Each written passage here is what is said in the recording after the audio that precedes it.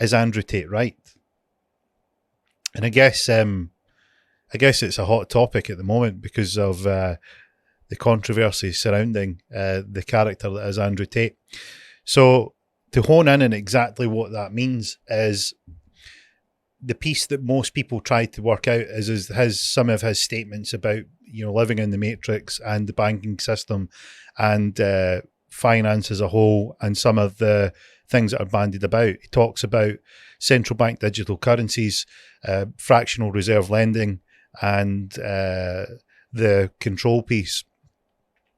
And I guess when you're looking at it through an investor's eyes, you generally have the situation where you need to look at, is this reality or is it just a media hype?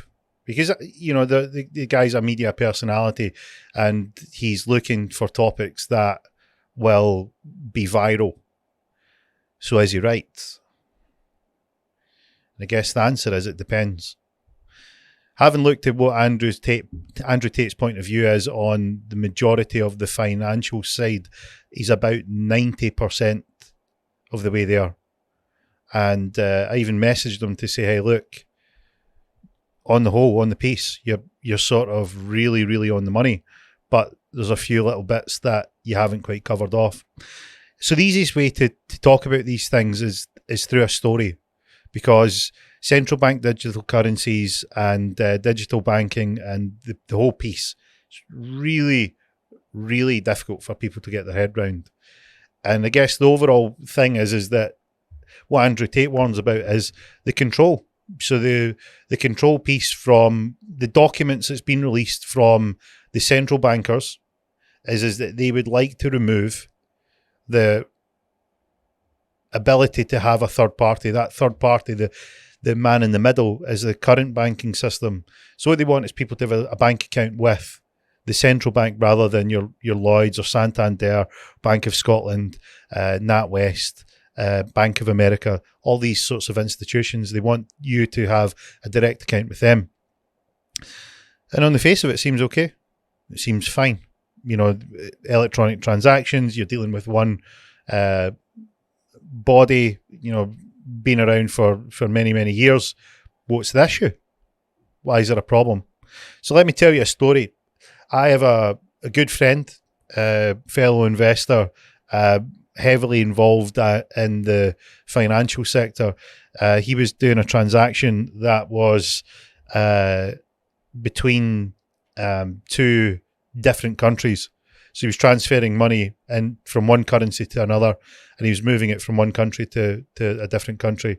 And he had his entire bank account frozen, and his not just the transactional amount, but the entire account was stopped under the guise of it needed further checks and so on. And what that meant was that if let's say that was his only account, he couldn't transfer any money out. He couldn't pay anyone. He couldn't fill up the car. Couldn't buy the shopping until this was resolved. So he asked for the information to see why have you queried this? And they said, well, it was regulations and terms and conditions. When he queried it further, he says, well, can you point out which regulations that you feel that have been breached? And can you provide me the information in your terms and conditions? And that banking institute just went, no, we can't give you any further information until it's resolved. So on one side of it, you've got a touch of a key. The ability to transact was shut off. And this is what Andrew Tate speaks about. He speaks about being able to be shut off. And if you look at his recent activity, where he spent some time at the pleasure of the Romanian authorities, property was seized, cars were seized, bank accounts were frozen.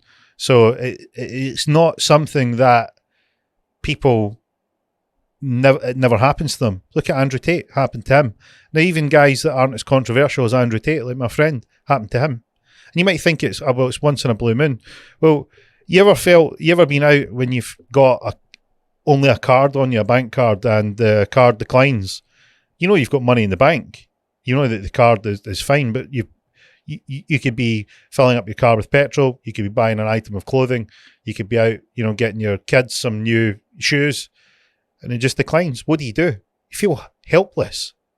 And that's what Andrew Tate tries to bring people attention to. That helplessness is becoming more of a thing, because the people that are wanting to promote this new idea of transacting, they have some ideas of how they would like you to do it.